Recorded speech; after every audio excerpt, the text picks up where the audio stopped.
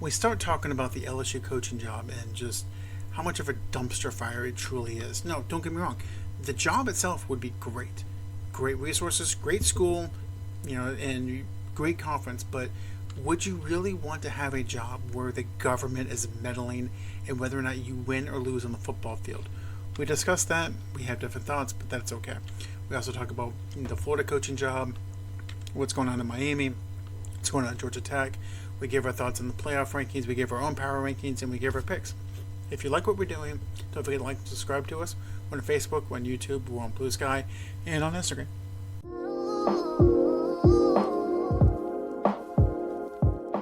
Welcome to number one local sports podcast in Central Florida. This is Sandlot Sports. I am Adam Capperson. I'm here with entertaining BJ Thomas.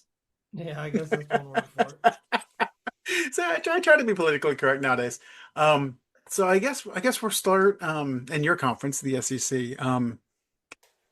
LSU last week seemed like a good job, and then the governor started running his mouth. Mm. If if you had your choice between Florida, LSU, or UCLA, where would you go? Well, I mean, that's without being biased. LSU's a heck of a job. They have the resources. All right.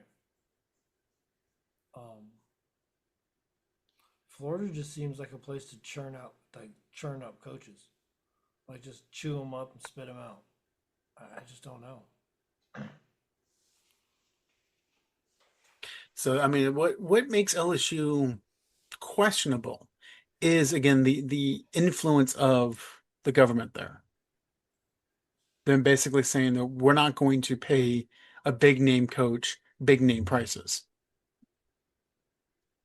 Well, So you better hit you better hit on somebody unknown and hope you can hold them for 3 or 4 years before they ask for a contract yeah, on negotiations.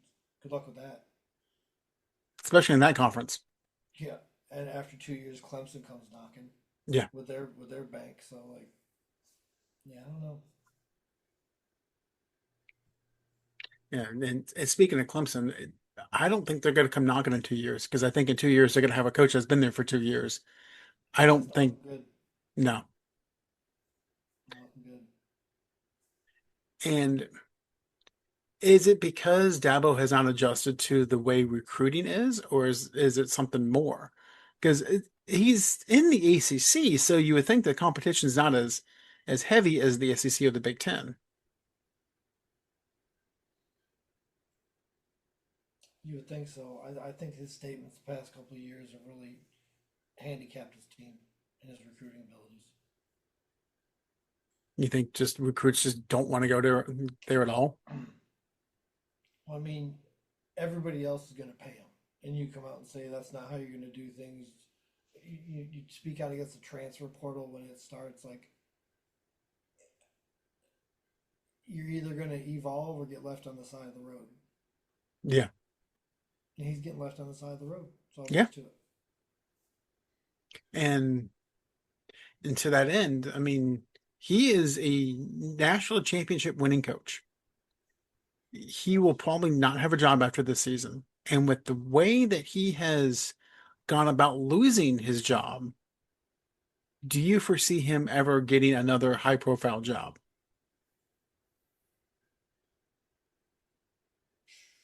I don't know. I mean, you said yourself last week that Brian Kelly's probably going to get another job, probably next year. Yeah,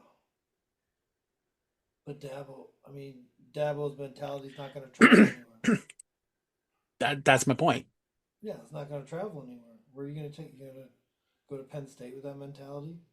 Get your brains beat in by Michigan and Ohio State every year? Like that's not going to work.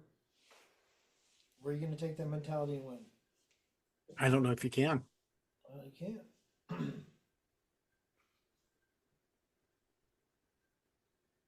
So, I mean, you could probably go to like UTEP or something, but I don't know.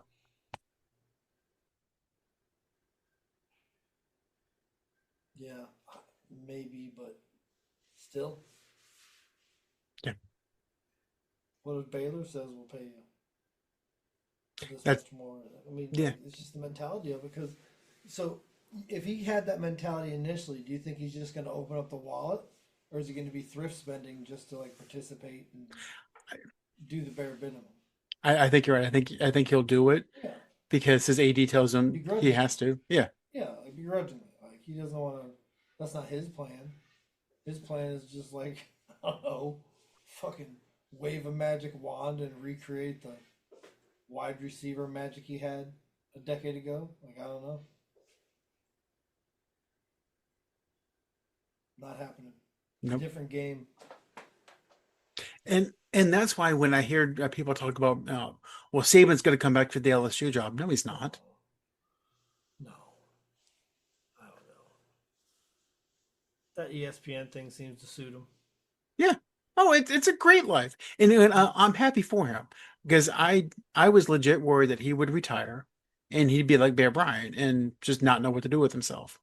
The fact that No, he's found a job where he can stay in football, stay relevant, yeah, and keeps him he's going. well spoken. He's fun to listen to. He's got great stories. Like he's doing a good job.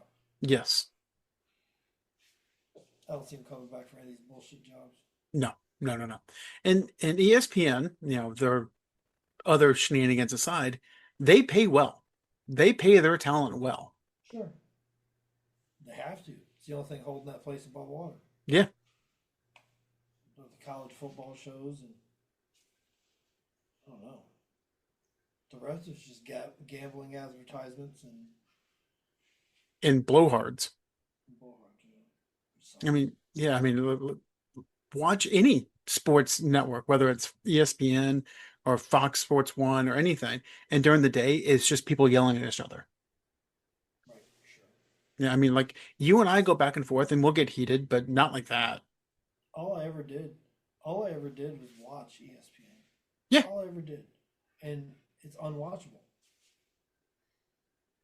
And I hate to sound like the old guy in the room, but I really think if these younger people in their twenties, mid 20s, were exposed to the ESPN that we had, they'd be like, "Oh, where was this? Hmm. Where was this? Where's this been?" Because it's so much better. It's just sports information. You were getting information and stories. Yeah. There was no gambling to it. There wasn't a whole lot of opinion. It was more like analysis, Oh, stats, and just information. what was the show that Jaworski used to do? Oh shit! The the one where he'd break down plays Yeah, and stuff. Oh, I don't remember shit. but I learned so much watching that. Then I don't know. And then and you're right though. I mean, if they had a show like that nowadays, would it play? I think so. Um, yeah, especially from a quarterback. Oh yeah. Especially from you know what I mean, like a Pro Bowl quarterback.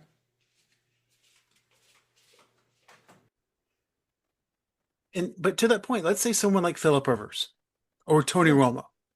Yeah, I'd watch Did, that. I I'd watch an hour of them breaking down film of quarterbacks nowadays. Okay, here's what you see. Here's what the receiver is going to make us break. All of I would watch that constantly. I think it would be cool for a defensive guy to have a show like that, like a Oh middle yeah, linebacker yeah. You get or someone like safety. like Let Brian Ed Reed Urlacher, Ed or Reed. Ed Reed. Yeah, let them. Like, I think it'd be great for like high school kids to sit there and watch Ed Reed tell you what he's seeing for an hour. Yeah, Why did he do this? What did he see? Like, why did he break on that? Why did he decide to stay back? Like, what you know? I think that'd be awesome. and no opinions. Like this is what's on the film. This is what he saw. This is what the quarterback was looking at. This is how he made his break, and this is why he did that. And this is where his mistake was. Yeah. Oh, Luke Kuechly would be good at that. Oh yeah, He's he's fun to listen to, and he very knowledgeable. yeah. And you have to get somebody that is even keel. Kuechly's a good example, and Edry's another great example. Someone who's not Yeah, like, Ed or Luke would be good at it. Yeah. But you can't have someone that's cooked up like Michael Irvin. They have to really understand the game and get things across. Yeah, Mike. A whole hour of Michael Irvin's tough, Yeah, it's just, especially if he's talking about wide receivers. yeah. Yeah, I love him. I appreciate what he did for the Cowboys. Shit. Yeah, I was watching, I think it was NFL Network one time, and they had Michael Irvin and Steve Mariucci on at the same time. And that was borderline unwatchable. There's so much energy on that screen. It's unimaginable, Yeah. unfathomable. But it's just it's not watchable because I'm like I want to watch. Okay, the Packers are playing the Eagles this week.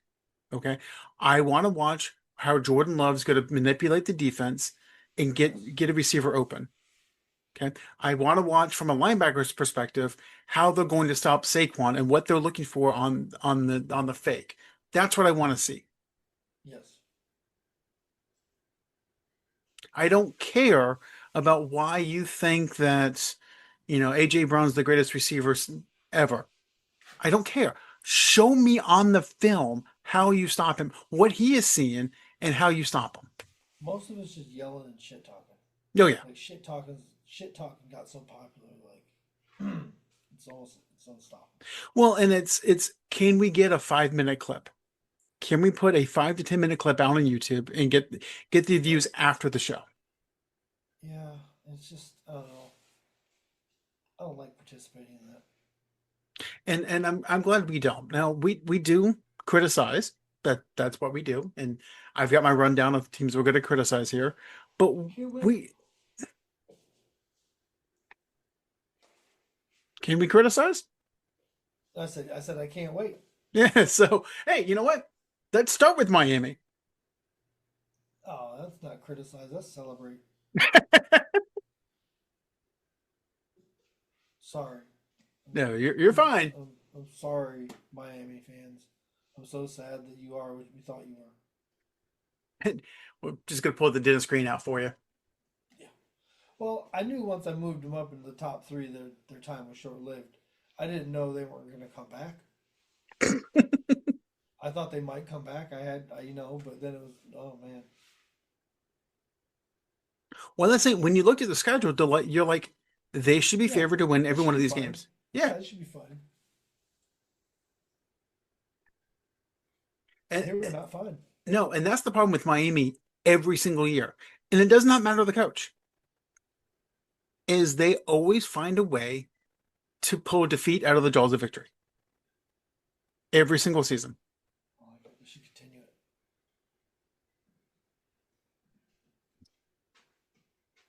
So when another team that just cannot figure out their own way, and they tried hard this week to win was Florida. You called it. You said they were going to beat the spread against Georgia. They were competitive. I thought they were going to win. No. Did they beat the spread? Yeah. Oh, good. Yay. I forgot what the spread was. It It was a was good six and a game to half, I watch. think. They played hard. That was definitely a catch. A girl that was at the watch party that I was at, or birthday party slash watch party that I was at, she said it was a catch, and I was like, I just don't know. She was right. She was right on it. She was right. It was a catch. Yeah. It's tough to point out one play like that, but I mean, other plays could have changed, and the Gators could have won too. But damn, that late in the game, and damn. Yeah. And I always find it funny. It's like, a play late in the game. Well, that play changed the game. Yes, because there's not much time to recover. But a play in like the second quarter, you That's know, different. well, That's different. Oh, I know. but let's think about that for a second. So let's say a team is driving, okay, and there's a pass to the end zone, and the receiver it looks like he catches it, but on further review he bobbles it, and it was ruled a touchdown. Is now not, and they kick a field goal instead of getting the touchdown. Well, I can make this example much more simple, and maybe I should stand corrected. That Ferguson fumble in the Cowboys game, that hurt. Yeah, That was what, first quarter? something like that. That hurt. Uh, so yeah, it depends. Like, there are moments in a game that can hurt you when they happen instantly. Hmm. Like that surprise onside kick in the Super Bowl, Yeah. that hurt. That was crippling. That that stole momentum, spirit. Like I mean, just that hurt. Yeah. So I don't know. So if it's a bad enough call, you know, or play, I think it can hurt you early in the game and affect you greatly for the rest of the game. Hmm. But Especially yes. because old guy in the room moment is mental toughness on the way up or on the way down. And nowadays, Yeah, like are comebacks are comebacks more common or less common than they have been? That's what I wish we could figure out. I don't actually, have access to stats like that. uh, I would say just anecdotally, they're probably more common now than they were back in the day. Well, is that because of an easing of offensive rules across like every sport? I don't The know. rules against the offense? I honestly couldn't tell you, but I mean, I remember growing up that if a team was up 14 points, the game was basically over. Yeah, I don't know. Maybe it's not fair of me to comment on the mental toughness. Yeah, I don't know. In hindsight. Yeah. Because if Florida State was up on anyone 14 points back in the day, the game was over. Yeah, fair enough. Yeah, fair enough. Like even the Florida Georgia games, like if a team was up 14, 17 points, it's over. And I remember back when we were growing up, okay, it was early 90s. Michigan had their largest comeback at the time, 18 points. Yeah, that's, The history of Michigan football. you know, people are doing that in the fourth quarter these days. Yeah. So, I don't know. and again, going back to your conversation of is it mental toughness? Is it both sides though? Because to your point, Like what do if you mean by that? things start to kind of if you're going good and then something bad happens and the other team kind of gets a spark, the other is the team that's leading to kind of go, oh, and they kind of get into a ball and can't protect the lead. I don't know. A lot of the not being able to protect the lead is can't run the fucking football. Yes. That seems to be a problem across all footballs, Okay. all Oh kinds of man. footballs. Yeah, I'm gonna shake my fist at the clouds and say 100% Yeah, yes. Run the can't run the goddamn fucking ball. football. Run the football. That's all you gotta do for the next 3 4 minutes, and then complete like a 3 yard pass just to get a first down, and then go back to running the fucking football. Yeah. Yeah. I don't know. It'd be interesting to hear a comeback study. Like, is it more common? But I thinking about can it, it feels like it might be. Yeah, but I think you kind of touched on it on yourself. It's because teams have more opportunities to come back. Because again, if Florida State, Florida, Michigan, Ohio State, USC, if they went up 14 points on somebody, you wouldn't have enough drives to come back Yeah. because they would just bleed the clock. Right. Nowadays, let's throw the ball. Okay, I'm up 14 points. I've now gone 3 and out on a 1 minute drive. You screwed yourself. Right. So I'll try to do some research and come back and kind of see kind of what it says. But I think, like I said, anecdotally, I think there's more comebacks now. But I think you've touched on the bigger point of it's because teams just cannot run the ball. I don't know if they cannot or just refuse to. I don't know. I don't know. I can't remember what team I was watching. I wish I could.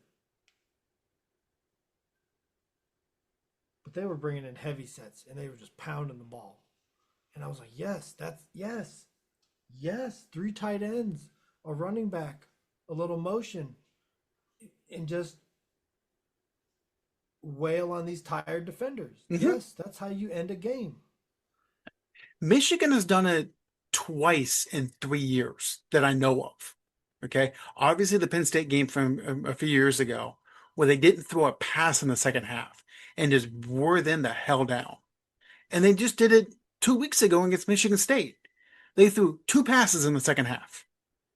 They went up 17-7 in the second half, and I don't think they threw another pass. That's how you do it. Yeah. Just beat the living shit out of them. And by the fourth quarter, teams are gassed. And defensive linemen don't want to tackle anymore. They do not. No. They are tired. Their feet hurt. Their bodies hurt. Yes, all that. I remember like running backs like Natron Means. First quarter he's getting 2-3 yards a carry. Fourth quarter, 7 or 8. That had to be like trying to arm tackle a golf cart. It had to be. Yeah. I mean, those guys like Means and Bettis and Craig Hayward, and I mean, those are like 240 plus pound human beings that could run. Coming at you full Yeah, speed. yeah. And we're not talking about fullbacks. These were running backs. Yes. These are running backs that were this size. And that's another thing is teams don't carry fullbacks anymore. I don't. It's tough. That's a position that I could see where like, okay, we'll use a tight end as a what do they call it, an H back or whatever. Hmm. Um, but yeah, to have a guy that's just basically a hammer that can catch about 7 passes a year in trick situations, that's an asset. Yeah. And I know Michigan, again, I'm the homer with this one, but Michigan will have a fullback and has had a fullback for decades. If you like good old fashioned, like just run the football, watch Michigan football, watch Max Bredesen, number 44. He will go out there. He's like, I just like hitting people. I like being on offense. I like hitting people. Fair enough. And there was a guy, Ben Mason. No, that's not who it was. Forget the guy's name, but I'll look it up afterward. They call him the Hammer Panda because he would just go out there and just hit people. Hammer panda. That's great. That's a great term. I love that. Hammer panda. I'll have to get you his name. Yeah, that's acceptable. That's an acceptable nickname, Hammer Panda. Just a big fluffy guy that'll fucking smash your lights out.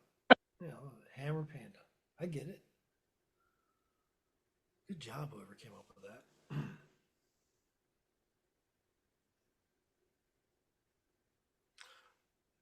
Let's get to these power rankings. I'm trying to see something. Okay, I'm trying to see something. How let's bad do it. is it? It's bad, isn't it? Everybody's all over the place now. Okay. Oh, how did Indiana get up there? So little twist this week. So obviously this is the first week of the football the playoff rankings. So I integrated that into our kind of analysis. Also you can't see it if you're listening, but on the screen I have every team that's in the AP top 25 and their best ranked win. And that is a team that is ranked currently, not when the teams beat them, but when they're as they're currently ranked.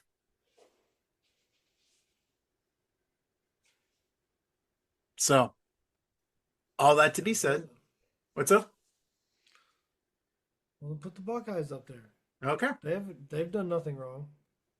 No, and they look good against Penn State. Now, granted, it's the way Penn State has been this year, but they just like, oh, you're going to get frisky? No more. And that's why they're my number one. Okay. Number two.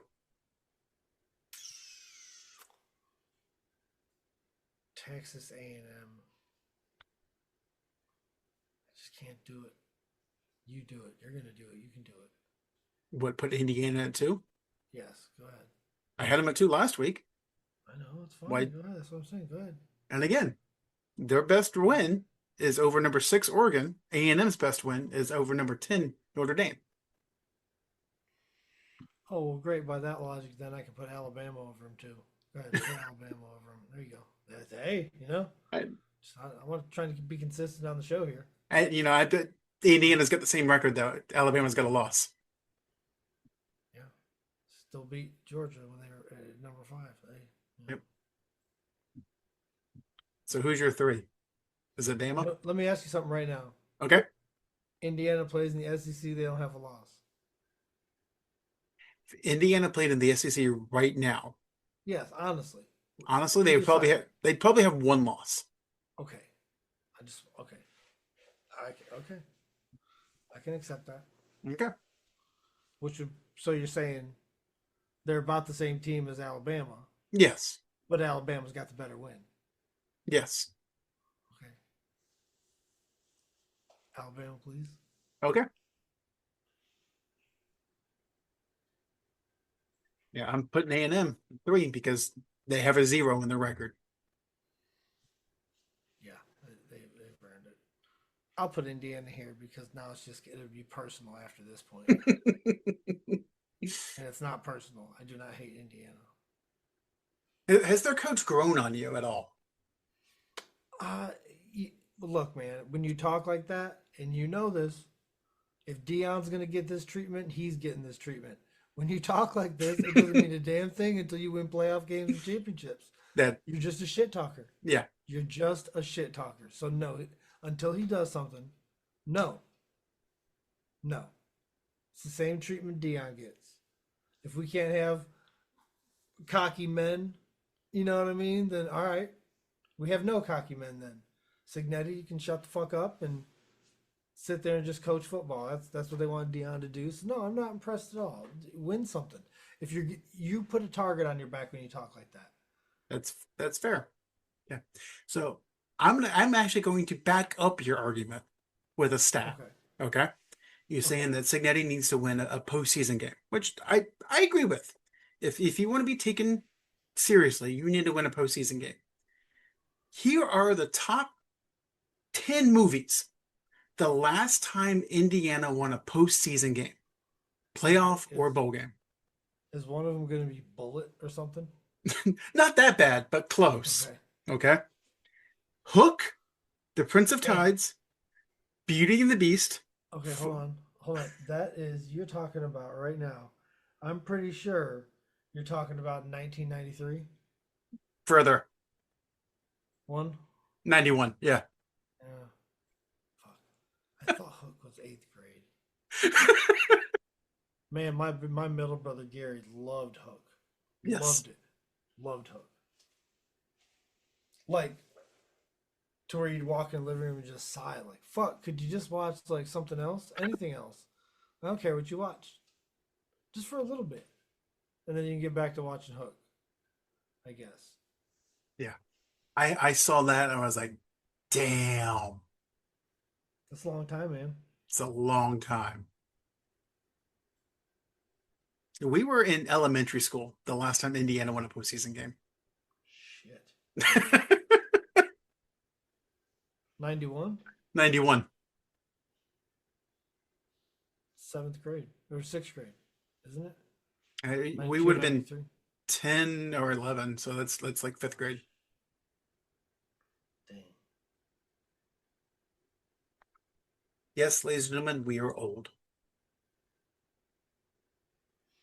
Yeah, I guess we are, unfortunately. Okay. Who's your number 5 team? Here's where it gets weird. I guess Georgia.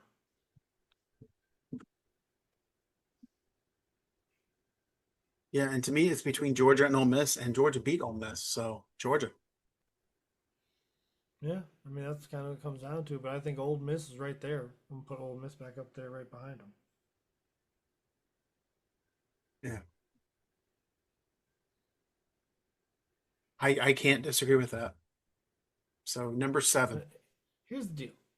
I can't, in good conscience, put BYU here. I just Okay. can't. I just can't. I feel like I should, but I can't.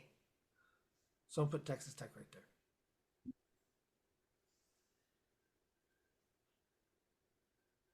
I'm putting BYU at 7. So you think BYU is going to come east and beat one of these teams? I think if BYU played the teams below them, okay. So let's look at the teams kind of in the and then there. BYU, Texas Tech, Oregon, Notre Dame, Texas, Oklahoma, Utah. Okay. Mm-hmm. Okay. BYU's already beaten Utah. I think BYU would beat Texas Tech. I think Big 12, fine. Okay. BYU beats Notre Dame. 9 times out of 10, BYU beats Notre Dame. So now it's Texas and Oklahoma. We've seen what Texas can do on when they bring their A+ game. We've also seen Texas consistently bring their C game. Yeah, all day with the C game. So that's why BYU's at 7 for me. Okay, fair enough. I'll put him in. Good argument. Okay. Will not recant my prior pick though. See, and I'm putting Texas Tech at 8. You see how I just stood by my bullshit? I did. I like it. Number 9. Oregon. So this was amazing to me though when I was doing the best ranked wins.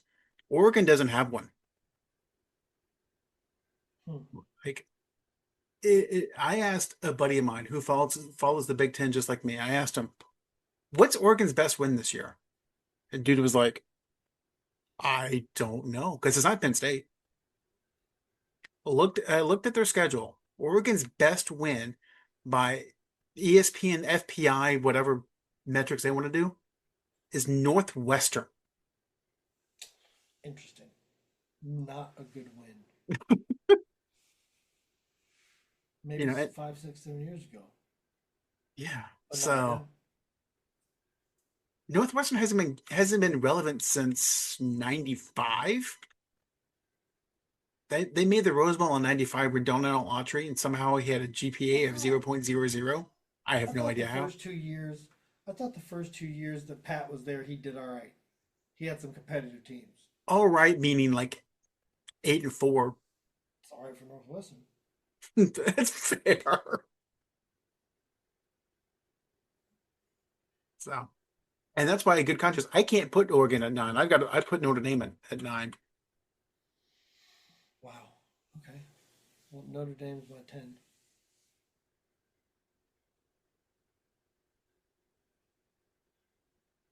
I'm going to put Oklahoma at 10. Who's your 11? Oklahoma. Yeah. And this is where I get interesting because the 11th spot is really the last playoff spot. Is it Oregon, Utah, or Texas? This is where I think I got to put Oregon just because I've seen Texas play. Yeah, I'm not even gonna put Texas there. I'm gonna put Utah there.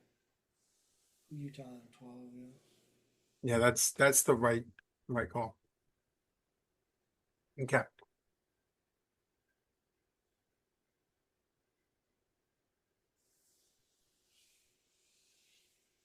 So we actually have our brackets kind of filled out. Look at that. So I don't know, social media, I'll put together what our composite bracket from the show. So it'll be fun. Um, who's your team from outside the top 12 to watch?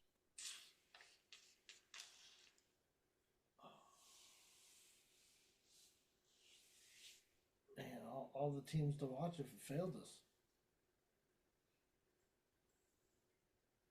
I still like to see Georgia Tech probably against half those teams that are up there. So I'm gonna put Georgia Tech up there just because I'd like to see him get in the mix. Yeah. And they've got an opportunity to. I mean, that if Georgia Tech, Virginia, or Louisville win out, I obviously one of them is making the playoffs. The other just might as well.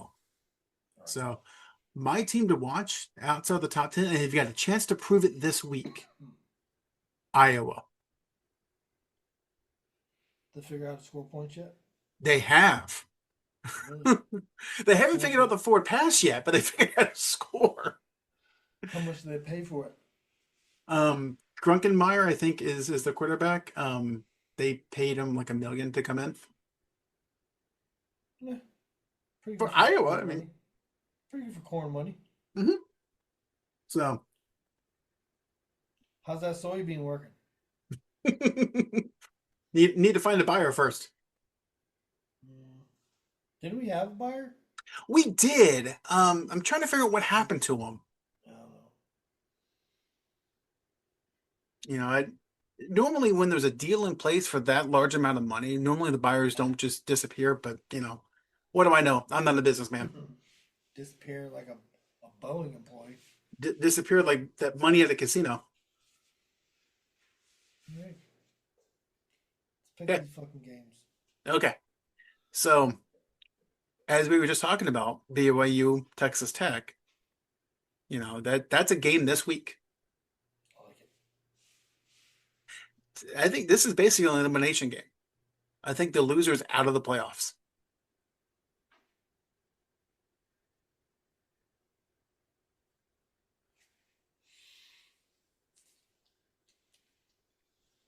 I'm Tech is thinking. favored. I'm thinking.